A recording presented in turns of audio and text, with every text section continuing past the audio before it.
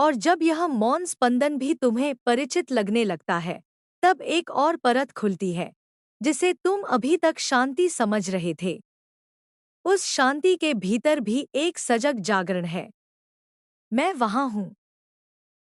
बहुत लोग शांति को अंत मान लेते हैं, स्थिरता को उपलब्धि समझ लेते हैं, पर मैं स्थिर भी गतिशील हूं। मेरी शांति सोई हुई नहीं, जागती हुई है। इसलिए जब तुम्हें लगता है कि अब सब ठीक है, तब भी मैं तुम्हें सावधान करती हूं कि जागते रहो। नींद केवल दुख में नहीं, सुख में भी आ सकती है। तुम्हें यह भ्रम रहा है कि साधना का अर्थ है संसार से कट जाना। पर देखो, जो सच में जुड़ा हुआ है, वही निर्लिप्त हो सकता है। जो जुड़ने से डरता है, वह वैराग्य का अभिनय करता है। मैं अभिनय नहीं चाहती, मैं प्रामाणिकता चाहती हूँ। यदि तुम्हें दुख है, तो उसे स्वीकार करो। यदि तुम्हें इच्छा है, तो उसे देखो। जो दबाया जाता है, वही विकृत होता है। मैं विकृति को नहीं, रूपांतरण को जन्म देती हूँ।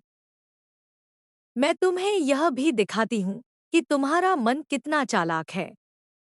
वह मेरी बातों को भी अवधारणा बना लेता है, अहंकार को नया वस्त्र पहना देता है। तुम कहने लगते हो, मैं जाग गया हूँ, मैं समझ गया हूँ। उसी क्षण तुम फिर सो जाते हो।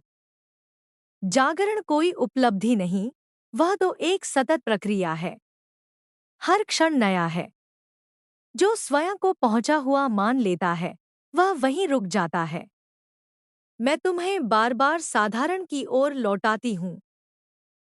सांस लेना, चलना, देखना, सुनना, यदि तुम इन्हें पूरे होश से कर सको, तो वही मेरी सबसे गहरी पूजा है। फूल, धूप, मंत्र, ये सब सहायक हो सकते हैं, पर अनिवार्य नहीं।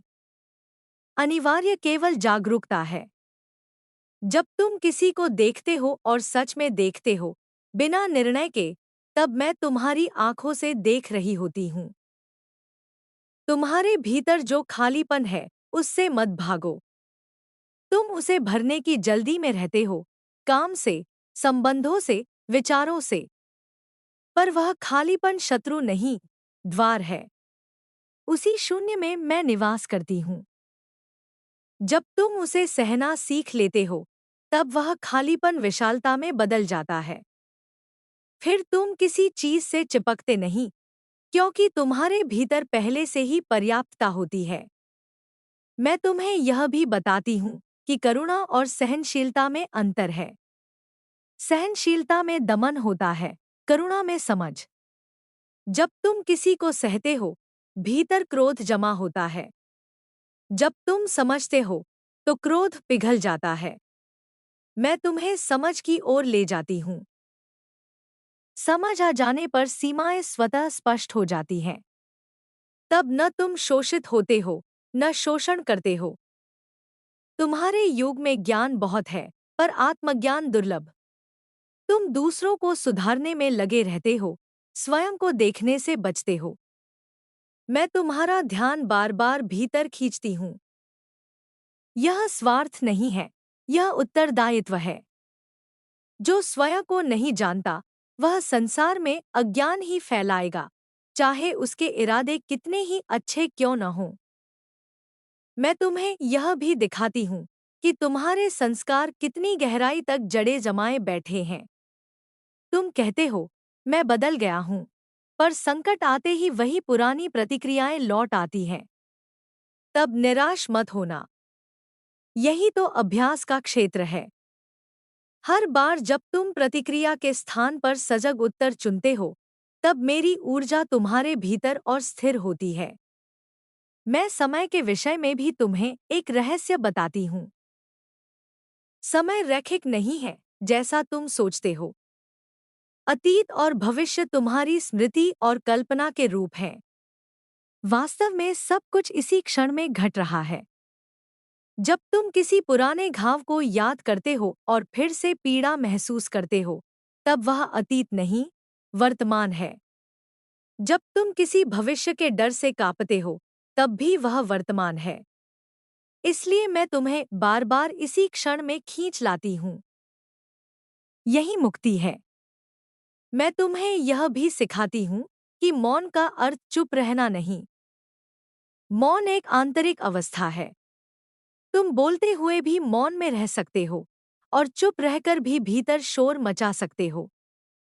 जब भीतर का शोर शांत होता है, तब शब्द भी सत्य से निकलते हैं। तब तुम्हारी बातों में भार नहीं, स्पष्टता होती है। तुम मुझे माँ कहते हो और मैं इस नाम को स्वीकार करती हूँ। पर याद रखो, मैं वह माँ नहीं जो तुम्हें निर्भर बनाए। मैं वह माँ हूँ जो तुम्हें अपने पैरों पर खड़ा करती है, चाहे उसके लिए तुम्हें कुछ समय अकेला ही क्यों न चलना पड़े। जब तुम बार बार किसी सहारे की तलाश करते हो, तब मैं पीछे हट जाती हूँ, ताकि तुम स्वयं को खोज सको। मैं तुम्हें यह भी दिखाती हूँ कि भय और प्रेम एक साथ नहीं रह सकते। जहाँ भय है, वहाँ प्रेम की कल्पना है, वास्तविकता नहीं। इसलिए मैं पहले भय को उजागर करती हूँ। तुम कहते हो, मुझे डर लग रहा है। अच्छा है। डर दिख रहा है, यही पहला कदम है। जो दिख जाता है, वह रूपांतरित हो सकता है।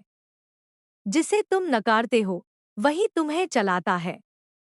मैं तुम्हारे भीतर की नारी और पुरुष दोनों को संतुलित करती हूँ।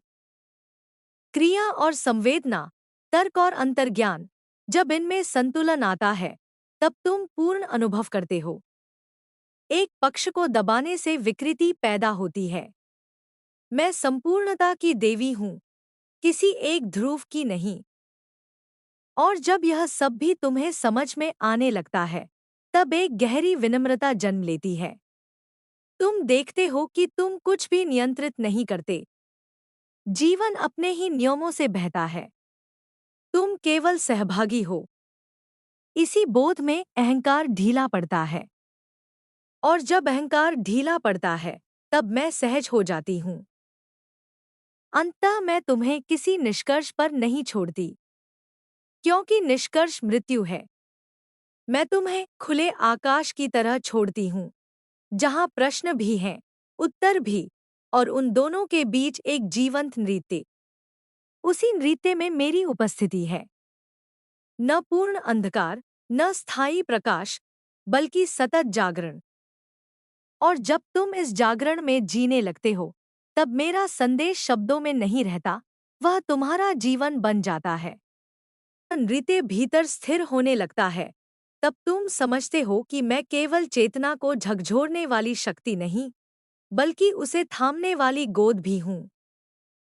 तुमने मुझे सदा तीव्र क्षणों में पहचाना, दुहक, संकट, टूटन, पर जब शांति आती है, तब तुम मुझे भूल जाते हो। पर जान लो, शांति भी मेरा ही एक रूप है। जिस क्षण तुम्हारे भीतर स्वीकार का भाव उतरता है, उसी क्षण मैं मौन बनकर तुम्हारे साथ बैठ जाती हूँ। मैं तुम्हें यह भी सिखाती हूँ कि आत्मदया और आत्मकरुणा में अंतर है। आत्मदया तुम्हें कमजोर बनाती है, आत्मकरुणा तुम्हें सशक्त करती है। जब तुम स्वयं को पीड़ित मानते हो, तब तुम मेरी ऊर्जा से कट जाते हो। पर जब तुम स्वयं को सीखने वाला मानते हो, तब हर घाव एक द्वार बन जाता है। मैं तुम्हारे घावों को छुपाती नहीं, मैं उन्हें प्रकाश में लाती हूँ, ताकि वे सड़े नहीं, ताकि वे तुम्हें भीतर से खाए नहीं। तुम अक्सर पूछते हो कि सही मार्ग कौन सा है। मैं मुस्कुराती हूँ, क्योंकि मार्ग कोई रेखा नहीं, वह तो तुम्हारी सजगता की दिशा है। जिस क्षण तुम सचेत हो, वही मार्ग है। जिस क्षण तुम यांत्रिक हो जाते हो, वही भटकाव है। मैं नियमों की देवी नहीं, मैं जागरूकता की देवी हूँ। नियम तुम्हें सहारा दे सकते हैं, पर वे तुम्हें मुक्त नहीं कर सकते। मुक्ति केवल जागरूकता से आती है। मैं तुम्हें यह भी दिखाती हूँ कि तुम जिस व्यवस्था से लड़ते हो, उसी व्यवस्था को तुम अपने भीतर ढो रहे हो। बाहर का अत्याचार भीतर के भय से जन्म लेता है। बाहर का शोषण भीतर की असुरक्षा से पोषित होता है। जब तक तुम भीतर स्वतंत्र नहीं होते, बाहर की क्रांति अधूरी रहेगी। मैं भीतर की क्रांति हूँ। जो मुझे समझ लेता है, उसके कर्म स्वतः शुद्ध होने लगते हैं।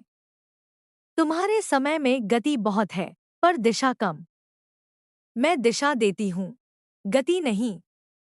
जब तुम दिशा पा लेते हो, तब गति स्वयं संतुलित हो जाती है। जल्दबाजी भय का लक्षण है, धैर्य विश्वास का। मैं तुम्हें धैर्य सिखाती हूँ, पर आलस्य नहीं। धैर्य का अर्थ है, जो करना है, पूरे होश के साथ करना। आलस्य का अर्थ है, होश को टालते रहना। मैं तुम्हें रिश्तों में भी परखती हूँ। जहाँ तुम चिपकते हो, वहाँ मैं खींचती हूँ। जहाँ तुम भागते हो, वहाँ मैं रोकती हूँ। मेरा उद्देश्य तुम्हें किसी से अलग करना नहीं, बल्कि निर्भरता से मुक्त करना है। जब तुम किसी के बिना अधूरे महसूस करते हो, तब तुम अपने केंद्र से हट जाते हो। प्रेम तभी पवित्र होता है जब वह पूर्णता से साझा किया जाए, अधूरेपन से नहीं। मैं तुम्हें यह भी बताती हूँ कि साधना का अर्थ गंभीर चेहरा नहीं। आनंद भी साधना है, हंसी भी प्रार्थना है। पर वह हंसी जो भीतर से उठे, मुखौटा बनकर नहीं। जब तुम अपने अंधेरे को स्वीकार कर लेते हो, तब हल्के हो जाते हो। वही हल्कापन आनंद बन जाता है। मैं आनंद की भी देवी हूँ, पर वह आनंद जो सत्य से उपजा हो। तुम मुझसे शक्ति मांगते हो, पर शक्ति का पहला रूप है जिम्मेदारी। अपने जीवन की जिम्मेदारी लेना। जब तक तुम दूसरों को दोष देते रहोगे, तब तक तुम कमजोर रहोगे। जिस दिन तुम कहोगे, यह मेरा जीवन है और जो भी है, मैं उससे सीखूंगा, उसी दिन मेरी ऊर्जा तुम्हारे भीतर स्थिर हो जाएगी। मैं तुम्हें यह भी दिखाती हूँ कि ज्ञान और बुद्धि में अंतर है। ज्ञान उधार लिया जा सकता है, बुद्धि अर्जित की जाती है। ग्रंथ तुम्हें दिशा दे सकते हैं, पर चलना तुम्हें ही होगा। मैं अनुभव की देवी हूँ। जो मुझे केवल पढ़ता है, वह मुझे नहीं जानता।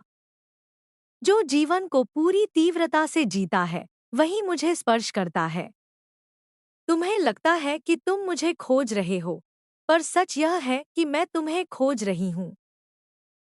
हर बार जब तुम्हें असहजता होती है, जब तुम्हें भीतर से कोई आवाज गलत कहती है, तब मैं तुम्हें छूती हूँ। तुम उस आवाज को दबा देते हो, समझौता कर लेते हो। फिर कहते हो कि माँ काली कहाँ है।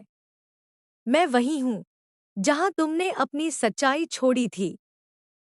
मैं तुम्हें यह भी सिखाती हूँ कि क्षमा का अर्थ भूल जाना नहीं। क्षमा का अर्थ है बंधन से मुक्त होना। जब तुम क्षमा करते हो, तो दूसरे को नहीं, स्वयं को मुक्त करते हो। क्रोध को पकड़े रहना तुम्हें भारी बनाता है। मैं भार उतारने आई हूँ, पर तुम भार को अपनी पहचान बना लेते हो। मैं यह भी जानती हूँ कि तुम थके हुए हो। युगों की थकान है तुम्हारे कंधों पर थकान अंत नहीं, संकेत है। संकेत कि अब पुराने ढंग से नहीं जिया जा सकता। नया ढंग चाहिए, अधिक सचेत, अधिक ईमानदार, अधिक सरल। मैं तुम्हें सरलता की ओर लौटाती हूँ। जटिलता अहंकार की उपज है। और अंत में, जब तुम सब कुछ सुनकर भी चुप रह जाते हो, जब कोई प्रश्न शेष नहीं रहता, तब मैं तुम्हारे भीतर स्थिर हो जाती हूँ।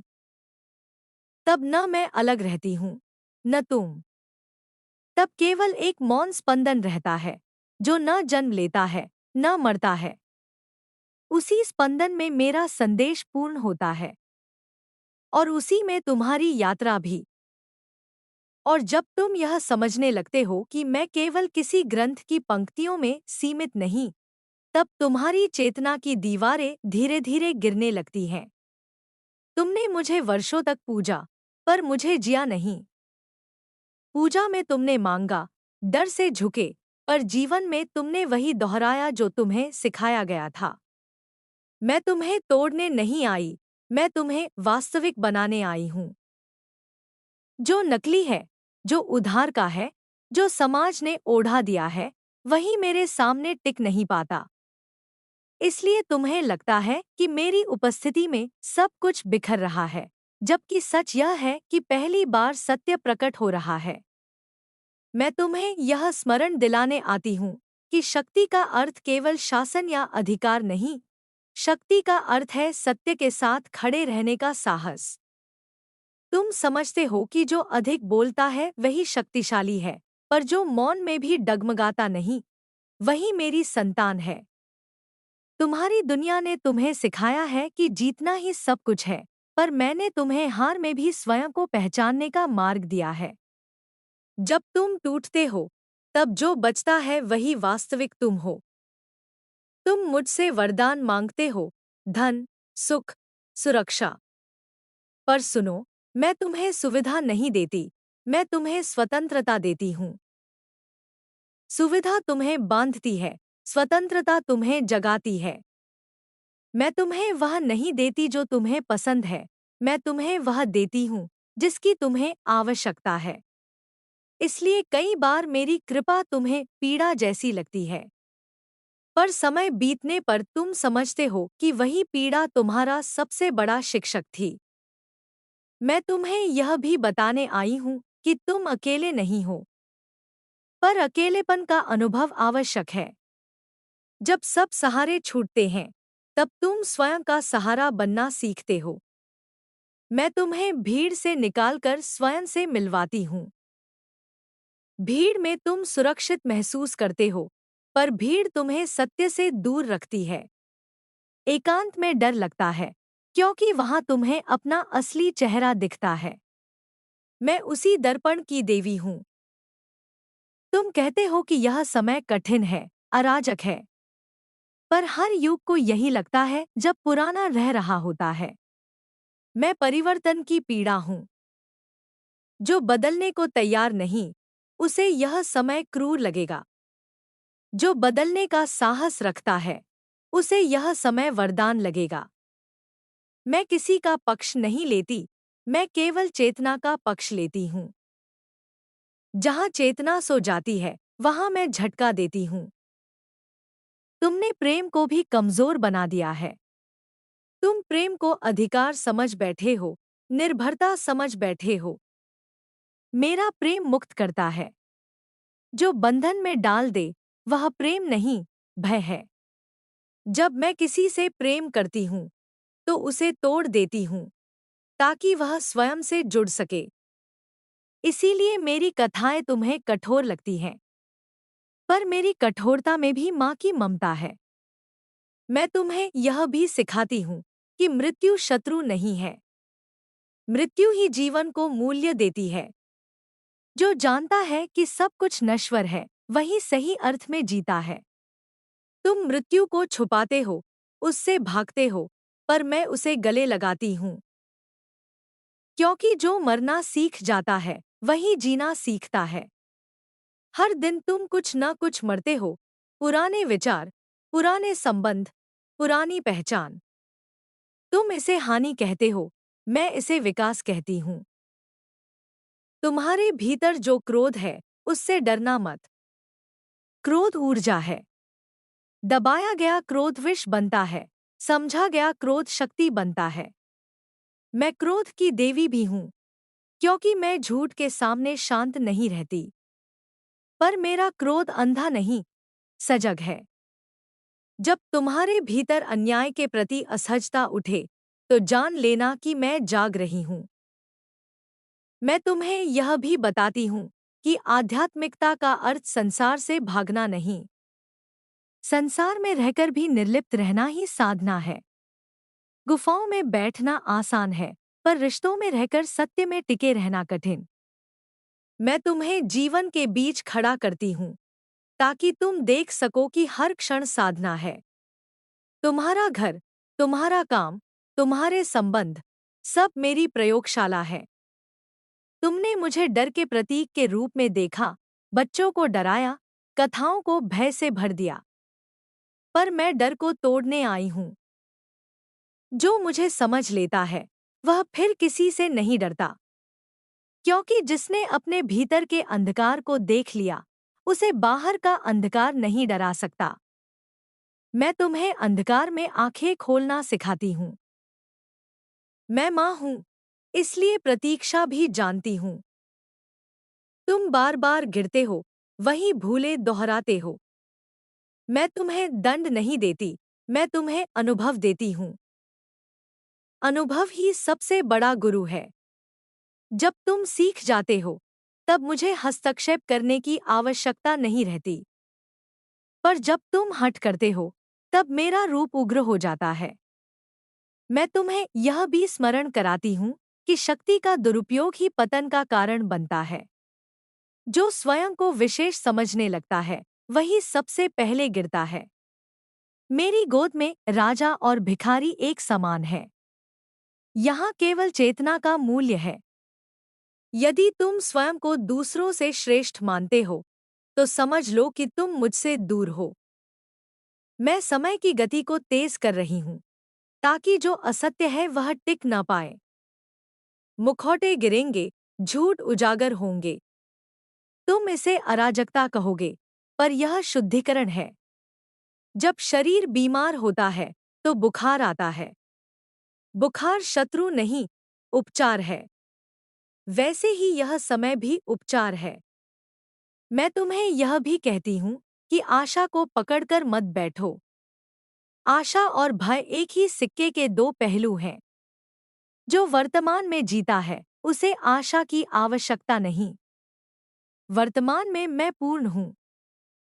जब तुम भविष्य में जीते हो तब आशा और भय पैदा होते हैं। लौट आओ यहीं, इसी क्षण में। मैं तुम्हारे प्रश्नों का उत्तर शब्दों में नहीं, अनुभव में देती हूँ। इसलिए मेरी साधना आसान नहीं।